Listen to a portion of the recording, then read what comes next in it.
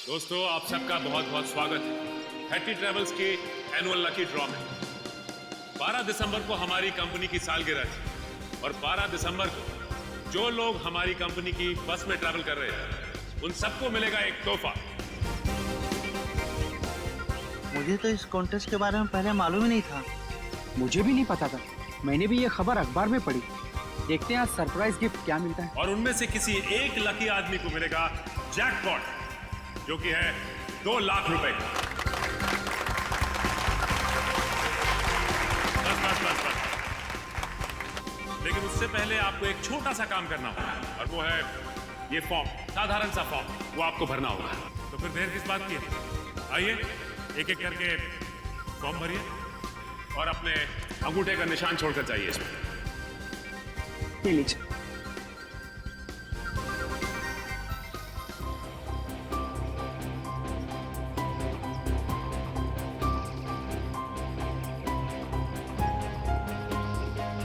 Madam, ये सारे के सारे फॉर्म स्कैन कर लो, नेट पे डालेंगे ना।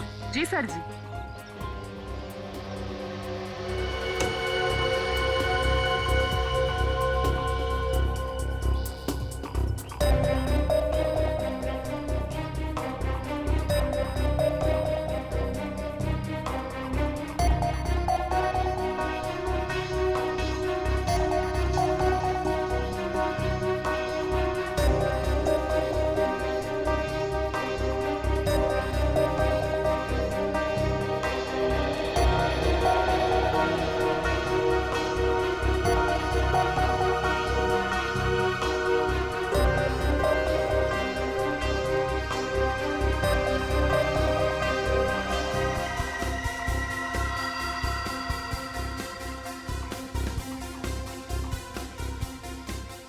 सर जी, ये लीजिए, ये मिल गया आपका लकी विनर का नाम। आइए, ये देखिए।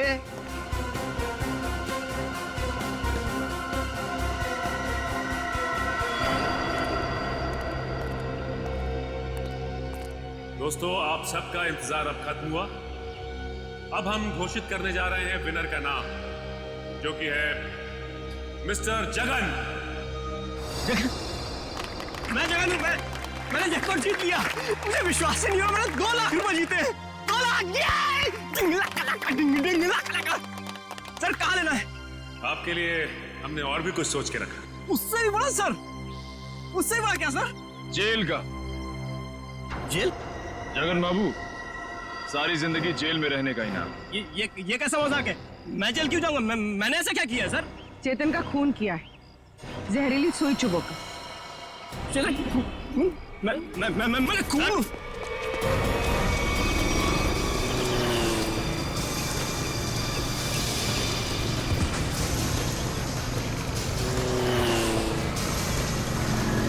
तुम्हें पकड़ने के लिए इतनी बड़ी प्रतियोगिता रखी है, इनाम क्या तेरा बाप लेगा? सर मैंने कुछ नहीं किया सर मैंने कुछ नहीं किया। छोड़ दो सर, छोड़ दो मुझे। अब बोल, चेतन का खून क्यों किया तूने? सर मुझे पैसे मिलने थे उसके। सर कौन देने वाला था पैसे तुझे? आज रात को मिलेगा वो आदमी मुझसे। सर तो आज रात को हम भी मिलते हैं उससे।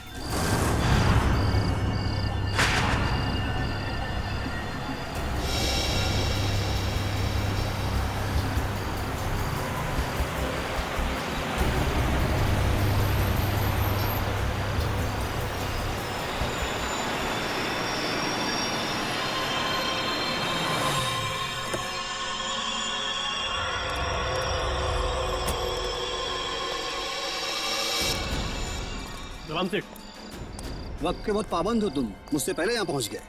सेठ मुझे मेरे पैसे दे दो सेठ। यहाँ अगर किसी ने देख लिया तो बवाल खड़ा हो जाएगा सेठ। मुझे फौरन निकलना है यहाँ से। आखिर तुमने मेरा काम किया है, इनाम तो तुम्हें मिलना ही चाहिए। हाँ सेठ।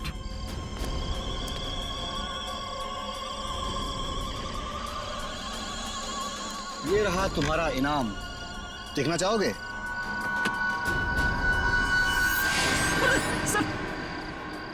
बंदूक? हाँ बंदूक।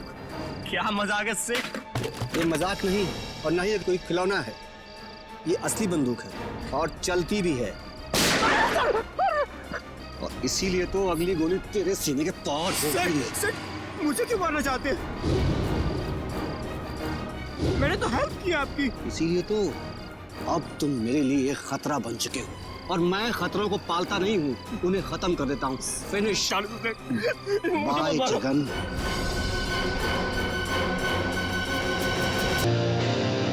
गुड इवनिंग गाइस, कैसे हैं आप?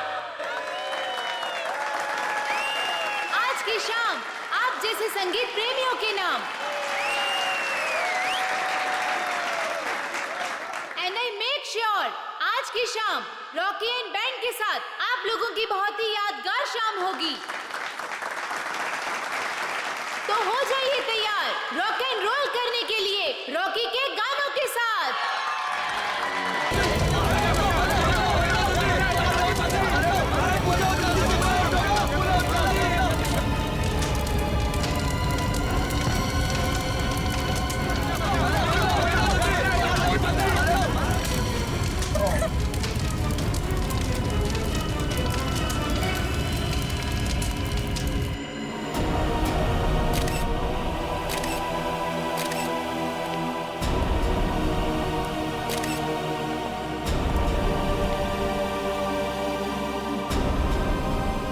कमर के नीचे का हिस्सा पूरी तरह से जल चुका है सर। शरीर के ऊपर के हिस्से में घाव वगैरह भी नहीं है।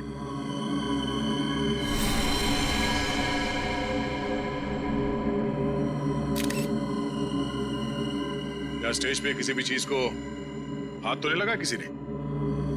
नहीं सर। ये आग कैसे लगी? पता नहीं सर कैसे लगी। जैसे हमने रॉकी को आग की लपटों में घिरे देखा, हम भागकर स्टेज पर आए, पर सर रॉकी को हम बचा नहीं पाए।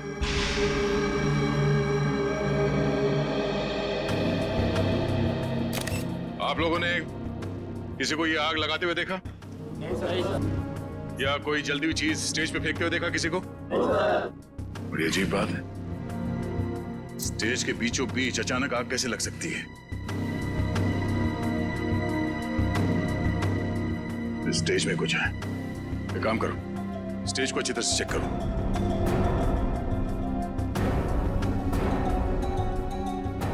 सर, हाँ? मैं कुछ कहना चाहती हूँ। क्या बताना चाहती हो?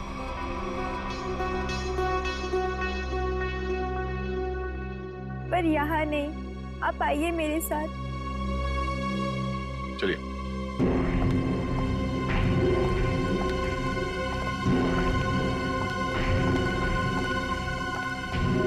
बोलो, क्या बताना चाहते हो? मुझे शक है कि किसी ने उसका खून किया है। किसने खून किया? कौन है वो? सर वो कौन है ये तो नहीं पता, लेकिन कुछ दिनों से हमारे बैंड को धमकी भरे लेटर्स भेज जा रहे थे। धमकी भरे लेटर्स? हाँ, और वो सारे लेटर्स रॉकी के नाम पर भेजे जा रहे थे, वो भी खून से लिखे हुए। क्या आप हमें वो खून से लिखे हुए लेटर्स दिखा सकती हैं? हाँ सर, मैं अभी लेकर आती हूँ। प्लीज। सर अगर लेटर्स भेजने वाले ने आग लगाई है तो इसका मतलब है कि शो के दौरान वो ऑडिटोरियम में मौजूद था। हाँ पूर्वी, लेकिन उसने ये आग लगाई कैसे ये पता लगाना जरूरी है। मिला रेडी? तो ये देखिए, नीचे से एक वायर का तार निकला हुआ है। तार निकला हुआ है स्टेज के नीचे से?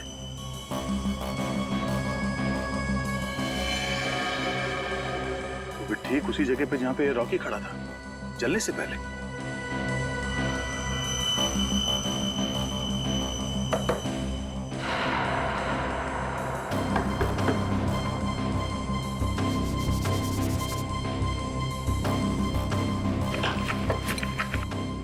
स्क्रूड्राइवर देना।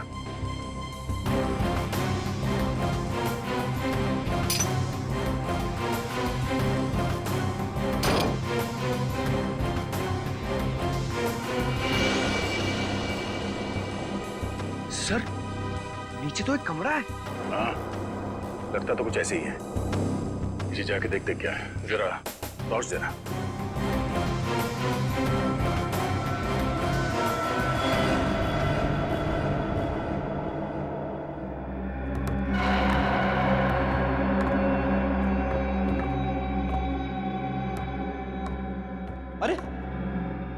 ये कैसा छुपा हुआ कमरा है सर? पूरे कमरे में धूल मिट्टी पड़ी हुई है। ये कलाकारों के लिए अलग से बनाया हुआ कमरा है। यहाँ से स्पेशल एंट्री दिखाते हैं। सर खूनी ने स्पेशल एंट्री के लिए बनाए दरवाजे का बड़ी होशियारी से इस्तेमाल किया है। सर ये देखिए, ये वायर ऊपर से नीचे आ रही है सर। ये वायर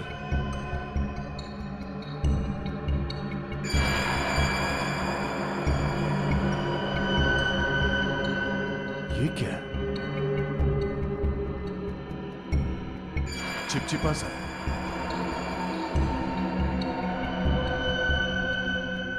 ये तो रबर सोल्यूशन है।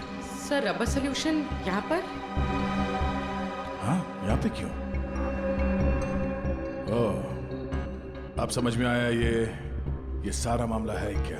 क्या सर? ये सब रॉकी को मारने का प्लान था। ये इलेक्ट्रिक वायर, ये रबर सोल्यूशन। रॉकी को मारने का प्लान? वो किसे? बताता हूँ फ्रेडी। पहले ये देखते हैं कि ये इलेक्ट्रिक वायर जाता कहाँ है।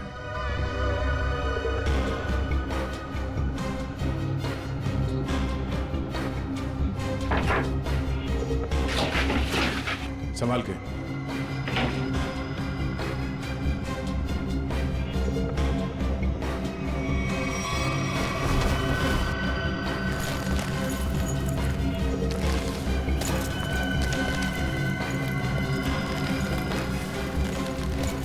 सर ये तो बैक स्टेज एरिया है। वो देखिए, एक्स्ट्रा ड्रम्स और गिटार भी दिख रहे हैं।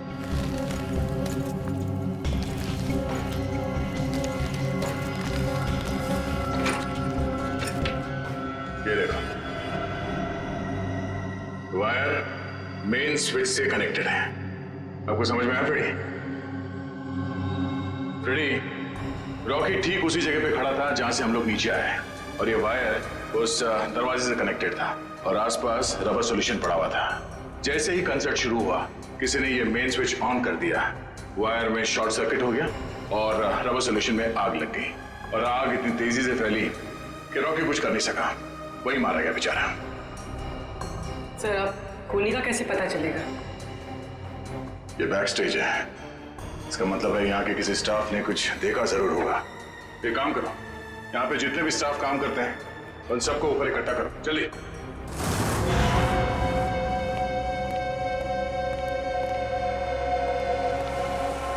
सब लोग आ गए?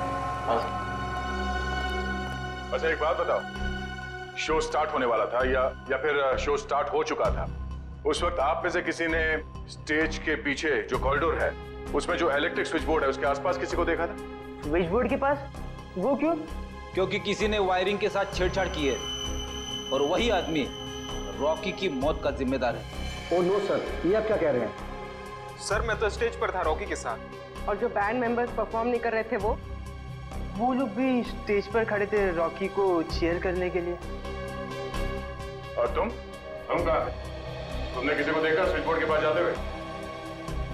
देखो, घबराओ मत, सोच के बताओ। हाँ, शो शुरू होने से पहले आखिरी बार तुमने कॉरिडोर में किसको देखा था?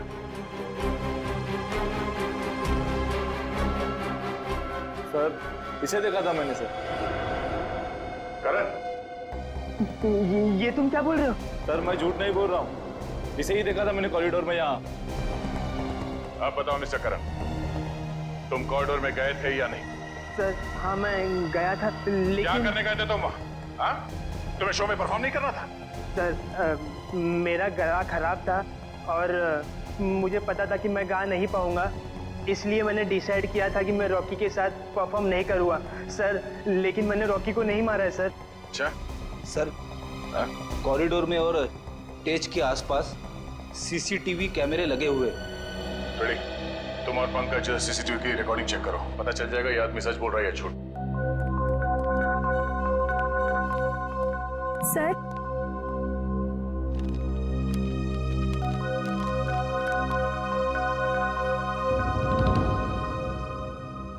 वाकई ये लेटर्स तो फोन से लिखे हैं।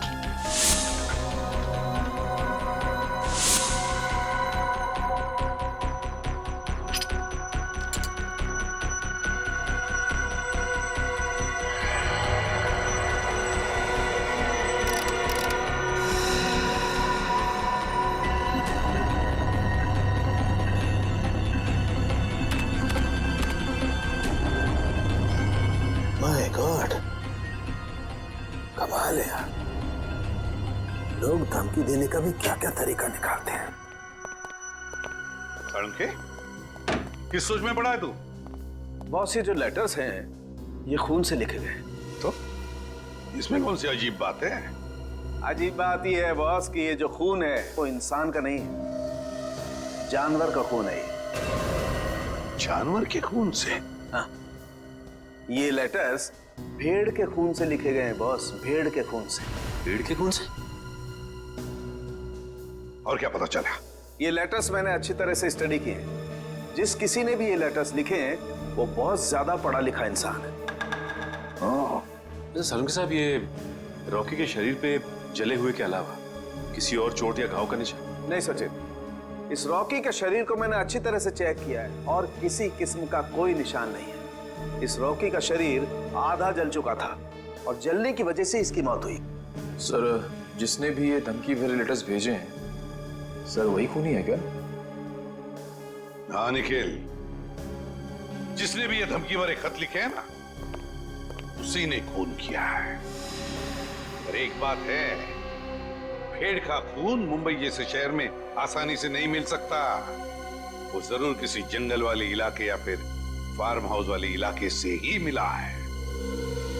तो हमारे शहर के आसपास जितने भी फार्म हाउसेज है, वहां जाकर के पता लगाओ, पूछताछ करो और देखो किसने भेड़ का खून किसी को दिया है या फिर बेचा है क्या।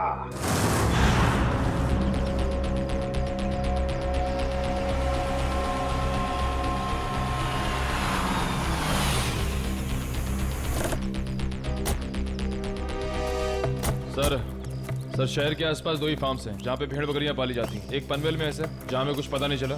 दूसरा ये है सर। चलो देखते हैं, शायद यहीं से कुछ पता चल जाए। सर, ये आदमी जो भी हो, उसने वो चिट्ठी भेड़ के खून से क्यों लिखी? पूर्वी, आदमी बहुत चालाक है। ये सब उसने हमें गुमराह करने के लिए किया है। वो देखो, उस आदमी से पूछते हैं। भाई साहब, ओ भाई साहब, क्या भेड़ आप ही पालते हैं? हाँ, हम ही लोग पालते हैं। पर आप लोग? हम लोग सीआईडी से। सीआईडी? जी हाँ, सीआईडी। आपसे कुछ पूछताछ करने की। देखिए, घबराइए मत। पूछिए, क्या पूछना चाहते हैं आप लोग? अच्छा, ये बताइए कि आपसे भेड़ खरीदने तो बहुत लोग आते हो, क्या कोई भेड़ का खून खरीदने आया था आपसे? भेड़ का खून? जी हाँ, भेड़ का खून। नहीं साहब, ऐसा तो कोई आदमी नहीं आया। अपने इन आदमियों से पूछिए जो काम कर रहे हैं, शायद इन्हें कुछ पता हो। तुम दोनों आओ। जी साहब। अच्छा, ये बताइए कि आपसे कोई भेड़ का खून खरीदने के लिए आया था क्या? देखो, घबराओ मत, जो कुछ तुमको पता है सब कुछ सच सच बताओ। साहब, वो कुछ दिन पहले एक आदमी भेड़ का खून लेने आया था साहब। क्या? तुमने मुझे क्यों बताया? गलती है, माफ कर साहब। वो उसके लिए उसने मुझे बहुत पैसा दिया था। बोला था कि कुछ दवाइयाँ बनाना, इसके लिए उसे भेड़ का खून चाहिए साहब। क्या तुम उसे पहले से जानते थे? नहीं, मैं पहली बार मिला था। उसके बारे में और कुछ याद है तुम्हें? उसका पहनावा या उसकी कोई आदत? हाँ, उसके पास एक महंगा फ़ोन था। वो बार बार फ़ोन को ही देख रहा था साहब। ऐसा फ़ोन मैंने कभी नहीं देखा। ऐसा क्या था उस फोन? नीले रंग का फ़ोन था, उस पर स्टार बना हुआ था साहब, और उसके पीछे कुछ एल जैसा लिखा हुआ था साहब। 5-6 दिन पहले लोकम नाम की इंटरनेशनल कंपनी ने एक ऐसा फ़ोन लॉन्च किया है। अखबारों में उसकी काफ़ी चर्चा भी हुई थी। फिलहाल शहर में एक ही आउटलेट है इसका जहाँ ये फ़ोन मिलता है, लोखंडवाला में। रुक ना, एक मिनट सर।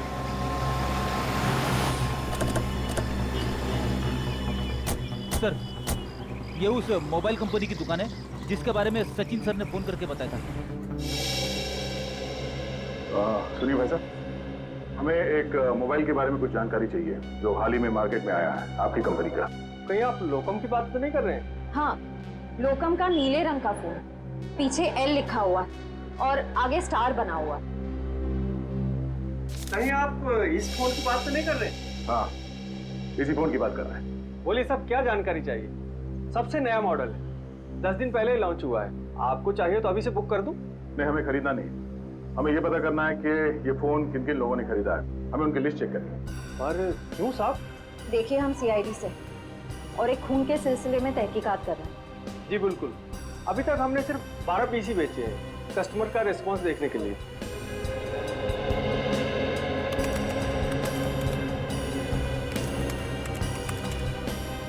ये देखिए साहब वो लिस्ट, 5 रेड कलर के बिके हैं और बाकी के 7 नीले रंग। नीले रंग के फोन जिन लोगों ने खरीदे हैं उनके लिस्ट चेक करनी है। ये रही साहब लिस्ट। चेतन?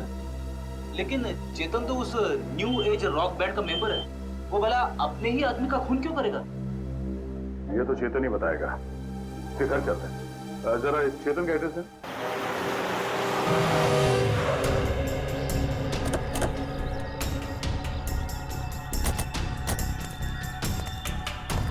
सर घर तो बंद है। अब कहाँ ढूंढेंगे चेतन को? घर के अंदर।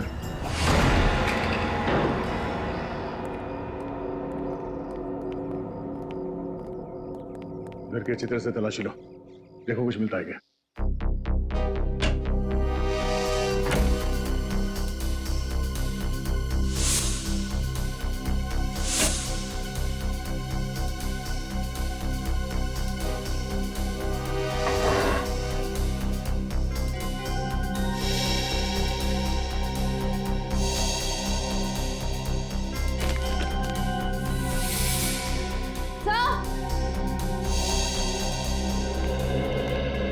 डस्टबिन में फटे हुए कागज है।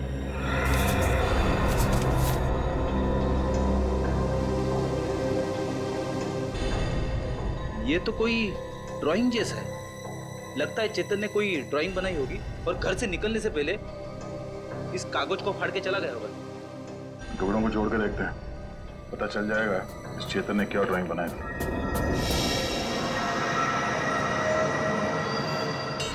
सर ये तो कोई नक्शा या कोई ब्लूप्रिंट लग रहा है। श्रेया, तो किस जगह का? तो करण के ऑफिस के कैबिन का ब्लूप्रिंट है। करण? सर ये करण भी तो न्यू एज रॉक बैंड का मेंबर है। सर ये देखिए, उसके कैबिन में जितने भी म्यूजिकल इंस्ट्रूमेंट्स हैं और जितने भी इलेक्ट्रिक कनेक्शंस हैं सब मार्क किए गए हैं। चेतन के घर पे करण के ऑफिस का मैप क्यों? करण की जान को खतरा तो नहीं है?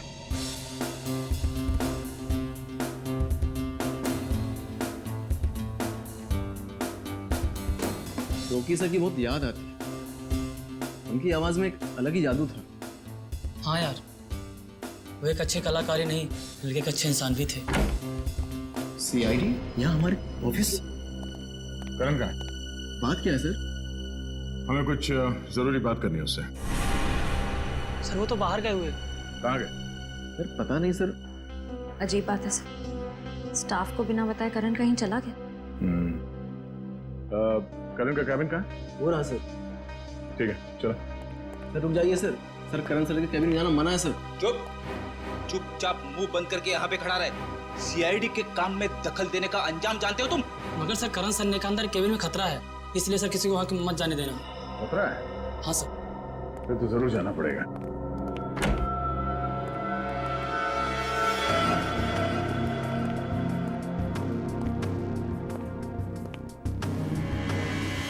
सर ये कैबिन तो बिल्कुल वैसा ही है जैसा उस ब्लूप्रिंट में था जो हमें चेतन के घर से मिला था। हाँ श्रेया, सारे म्यूजिकल इंस्ट्रूमेंट्स वैसे ही रखे गए जैसे उस नक्शे में मार्क किए गए थे। लेकिन क्यों?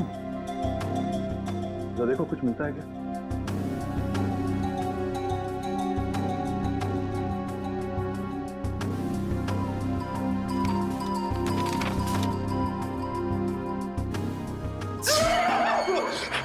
जाओ बेटी। सर गिटार में करंट है। गिटार में करंट है? अरे नहीं सर, सर रॉकी के खून में करण का हाथ है, इसीलिए उसने जानबूझ के ये वाला सेटअप अपनी कैबिन में बनाया ताकि वो शो में होने वाले खून की प्रैक्टिस कर सके। सर ये स्केच देखिए, इसमें म्यूजिकल इंस्ट्रूमेंट्स और इलेक्ट्रिक कनेक्शंस बिल्कुल वैसे ही हैं जैसे उस शो में थे। स्टेज और बैक स्टेज में भी सब ऐसे ही फिट किया गया था। ये सारा मामला समझ में आ रहा है। करण और चेतन इन दोनों ने मिलकर रॉकी का खून किया है। मगर सर, करण सर ऐसा क्यों करेंगे सर? वो तो पता चल ही जाएगा। पहले ये बताओ, इस कैबिन में करण के साथ कोई और भी आया था? नहीं सर, वो तो हर वक्त काम में बिजी रहते थे, दिन रात अगले शो की तैयारी में ही लगे रहते थे। सर उन्हें तो किसी से मिलने की फुर्सत तक भी नहीं थी। पर सर उसने कहा था कि उसका गला खराब था, इसलिए उसने रॉकी के साथ उस शो में परफॉर्म नहीं किया। वो सब एक झूठ था। उसने हमारे सामने नाटक किया। उसने रॉकी का खून किया और रॉकी को रास्ते से हटा दिया, और अब अपना अलग से शो प्लान कर रहा है। करण का अगला शो कहाँ है? सर पूना में। पुणे में?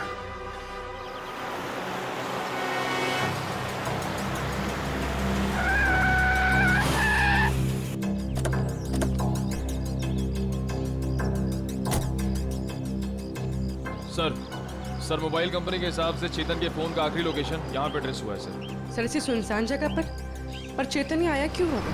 यहाँ आसपास तो कुछ भी नहीं है। कुछ तो जरूर है। हो सकता है चेतन यहाँ पे किसी से मिलने आया हो और उसके बाद यहाँ पे आके कहीं छिप गया। पर सर अब हम चेतन को ढूंढेंगे कैसे? वो देखो सामने छोटी सी दुकान दिख रही है ना, वहाँ चल के पूछते हैं।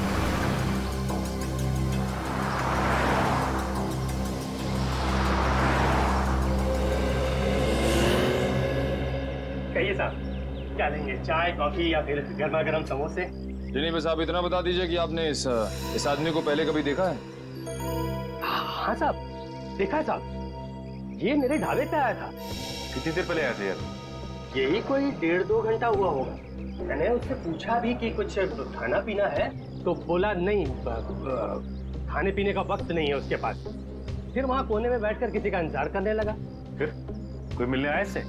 हाँ साहब, एक गाड़ी आई थी और गाड़ी को देखते ही उसकी ओर भागा। अब फिर दोनों, साहब गाड़ी में कोई बैठा हुआ था, दोनों में कुछ खुसुर खुसुर हुई और फिर गाड़ी वाले ने एक अटैची इसको दी और चला गया। गाड़ी वाले को देखा? नहीं मैडम, असल में हुआ क्या कि ये आदमी ठीक गाड़ी वाले के सामने आकर खड़ा हो गया, तो मैं गाड़ी वाले की शक्ल नहीं देख पाया। अच्छा, गाड़ी का नंबर या फिर कौन से रंग की गाड़ी थी, कुछ याद है तुम्हें? नंबर तो नहीं देखा, लेकिन हाँ गाड़ी सफेद रंग की थी। ये दोनों साथ में कैसे गए? नहीं साहब, गाड़ी वाला तो अलग निकला था और ये जो लड़का था, ये 5 मिनट बाद एक बस आई, उस पर बैठ के निकला। हरे रंग की एक पैसेंजर मिनी बस थी, ये हेटी ट्रेवल्स की। तो बता सकते हो कि ये बस कहाँ गई होगी? साहब हेटी ट्रेवल्स की अधिकतर बसें यहाँ से पूना की ओर जाती हैं। वो बस यहाँ से कितनी देर पहले निकली? करीब आधा घंटा हुआ होगा। ठीक है, थैंक्स। Hello everyone.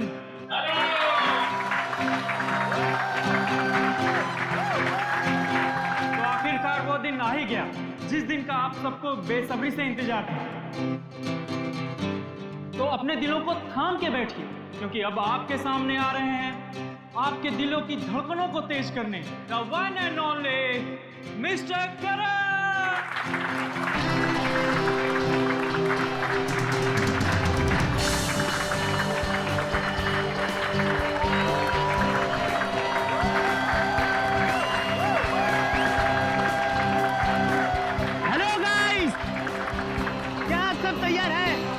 शो को रंगीन बनाने के लिए? क्या आप सब मेरे साथ झूमेंगे? मेरे साथ गाएंगे भी? नहीं।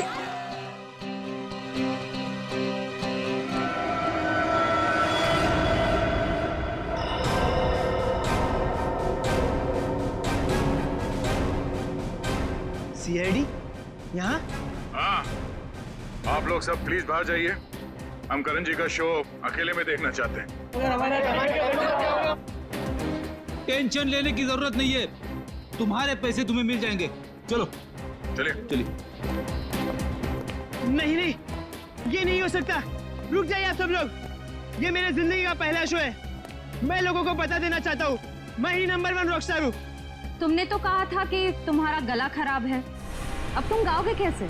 वही तो, बेसुरा गाने से तुम्हारा नाम खराब हो जाएगा। देखिए, वो तो मैंने कुछ नहीं किया। तुमने हमसे झूठ बोला कि तुम्हारी तबीयत ठीक नहीं है, इसीलिए तुम रॉकी के साथ स्टेज पर नहीं थे। पर सच तो ये है कि रॉकी को तुमने मार डाला और अब खुद रॉकस्टार बनने चले हो।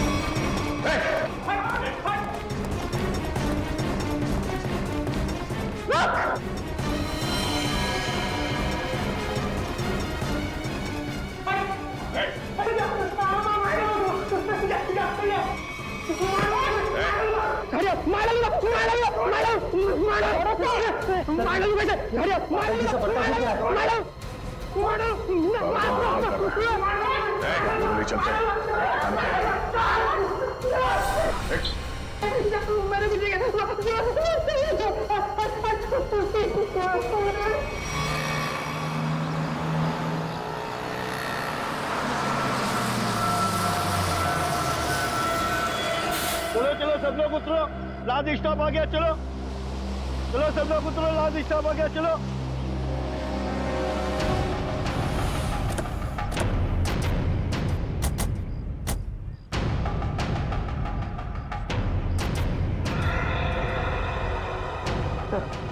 हो रहा चेतन, बस से उतर।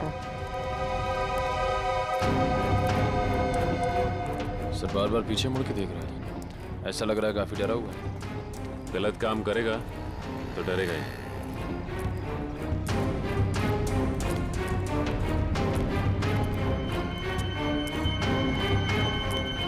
ठीक है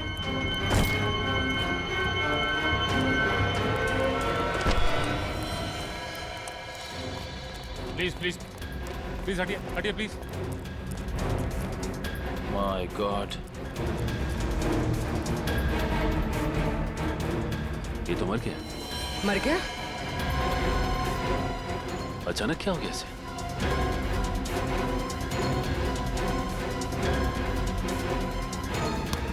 सर शरीर पे किसी भी घाव के निशान नहीं। फिर इसकी मौत हुई कैसे?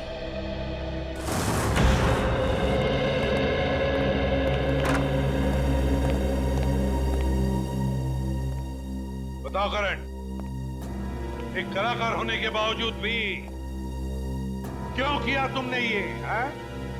क्यों किया? बताओ। मेरा बेटा कहाँ है? करण, करण, मेरा बच्चा, तू ठीक है ना? आप क्यों मेरे बेटे के पीछे पड़े? मेरे बेटे ने कोई गुनाह नहीं किया है। गुनाह किया है, क्या है गुनाह? करण ने रॉकी का खून किया है। खून?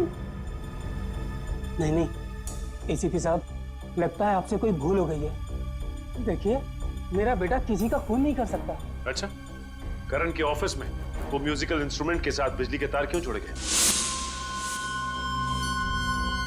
और वो स्टेज का स्केच वो कहां से आया जहां पे रॉकी की मौत हुई थी? सर मैं मानता हूं मैं रॉकी को मारना चाहता था। मैंने वो इलेक्ट्रिक वायरिंग भी की, स्टेज पर रबर सॉल्यूशन भी लगाया और रॉकी को जलाकर मार देने का प्लान भी बनाया। पर यकीन कीजिए सर, मैंने रॉकी को नहीं मारा है। मैंने तो लास्ट समय अपना प्लान बदल दिया था सर। झूठ झूठ बोल रहे हो तुम नहीं मारा है रॉकी को, और तुमने चेतन को अपने प्लान में शामिल कर लिया ताकि सारा इल्जाम उस पर जाए। कौन चेतन? वही चेतन जो तुम्हारे रॉक बैंड का मेंबर था, समझा? सर चेतन से मेरा कुछ लेना देना नहीं है सर। अच्छा, रॉकी का खून तुमने नहीं किया है, चेतन के साथ तुम्हारा कोई संबंध नहीं है। सब पता लगा लेंगे करण, सब पता लगा लेंगे। सचिन, पता नहीं क्यों लेकिन ऐसे लगता है कि इस करण की बातों में कोई सच्चाई है। सर अगर ये चेतन करण से मिला हुआ नहीं है तो चेतन के घर में करण के ऑफिस का ब्लूप्रिंट कैसे आया? और फिर इलेक्ट्रिक वायरिंग पे जगह जगह मार्किंग की गई थी। लगता है ये चेतन करण की कॉपी कर रहा था ताकि रॉकी के खून का इल्जाम इस करण पर आ जाए। पर सर चेतन को किसने मारा हुआ? कोई और है सचिन, कोई तीसरा, जिसने चेतन के हाथों रॉकी को मरवा दिया और फिर अपना काम होते ही चेतन को भी ऊपर भेज दिया। पर है कौन ये तीसरा?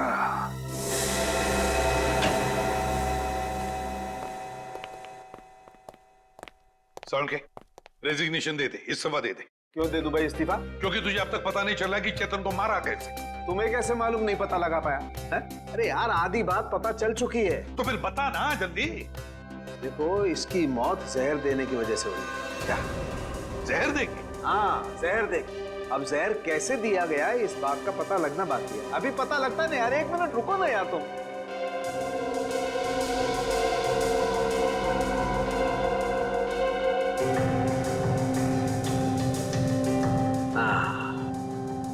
ये इसी बात का शक था मुझे।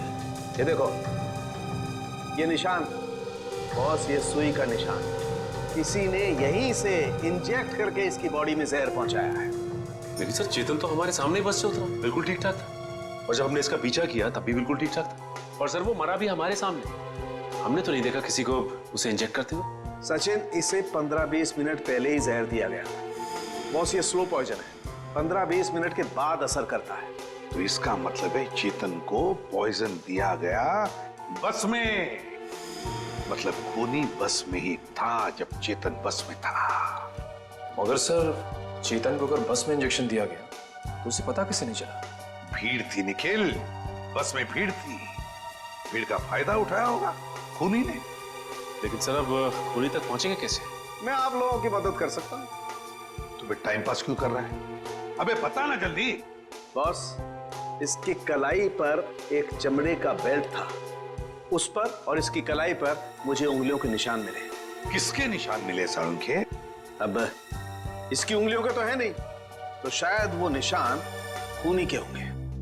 अगर ये उंगलियों के निशान खूनी के हैं तो फिर हुआ ये होगा कि जब खूनी चेतन को इंजेक्शन देना चाहता था तो किसी वजह से उसने चेतन की कलाई पकड़ ली, मगर कलाई पर था लेदर बैंड, तो बस आ गए उसकी उंगलियों के निशान उस लेदर बैंड पर। लेकिन सर बस में तो बहुत सारे लोग थे, ये पता कैसे चलेगा कि वो उंगलियों के निशान हैं किसके? पता तो लगाना पड़ेगा सचिन कि वो उंगलियों के निशान हैं किसके। पता तो लगाना पड़ेगा। है एक तरीका है। मैं खतरों को पालता नहीं हूँ, उन्हें खत्म कर देता हूँ। फिनिश। बाय जगन।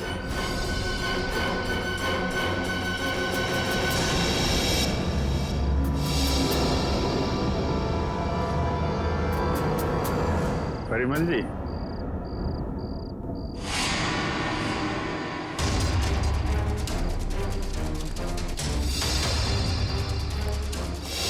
मुझे माफ कर दो, प्लीज मुझे माफ कर दो। अच्छा, कभी कभी आदमी को ज्यादा चालाकी भारी पड़ जाती है परिमल जी। लोगों को इनाम देने का बहुत शौक है ना, अब सीआईडी का इनाम चाहिए। हाँ, मैं नहीं मारा रॉकी और चेतन को। क्यों? हाँ? क्यों मारा तुमने रॉकी और चेतन? तुम तो रॉक बैंड के गुरु थे ना? गुरु? क्यों? क्योंकि उनकी वजह से मैंने अपना बेटा खोया था। उसकी मौत का बदला लिया है मैंने। मौत का बदला? मतलब? क्योंकि उनकी वजह से मेरे बेटे ने आत्महत्या की थी। वो कैसे? मेरा बेटा बहुत अच्छा गाता था, उसकी आवाज में जादू था। बहुत जल्दी वो बहुत पॉपुलर होने वाला था। बस ये रॉकी और करण जलते थे उससे। इन दोनों ने मिलकर मेरे बेटे का करियर बर्बाद करने का प्लान बनाया। इन्होंने उसे कोई ऐसी ड्रग्स खिला दी जिससे वो बीमार पड़ गया। उसका गला खराब हो गया। धीरे धीरे करके उसने गाना ही छोड़ दिया और डिप्रेशन में चला गया। फिर एक दिन इन सब हालात से तंग आकर उसने उसने आत्महत्या कर ली। आप इतने यकीन के साथ कैसे कह सकते हैं कि ये सब कुछ रॉकी और करण ने किया?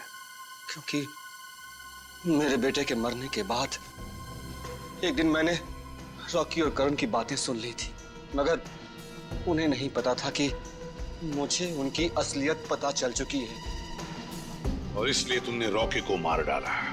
हाँ, मगर रॉकी को मारने का प्लान करण का था और ये बात मुझे पता चल गई थी। मैं हमेशा करण पर नजर रखे हुए था। और चेतन? चेतन को क्यों मार डाला?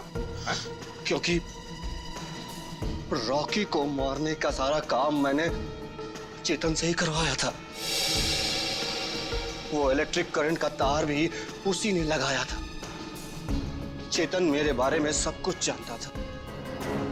मुझे डर था कि कहीं वो मेरे बारे में आप लोगों के सामने मुंह न खोल बैठे, इसलिए मैंने उसे भी मार डाला। तुम्हारे बेटे के साथ जो कुछ भी हुआ बहुत गलत हुआ, लेकिन इसका मतलब ये नहीं कि बदले की आग में तुम दो लोगों की जानें लो। तुमने बहुत बड़ा जुर्म किया है और इस जुर्म की सजा तो सिर्फ फांसी ही है। फांसी।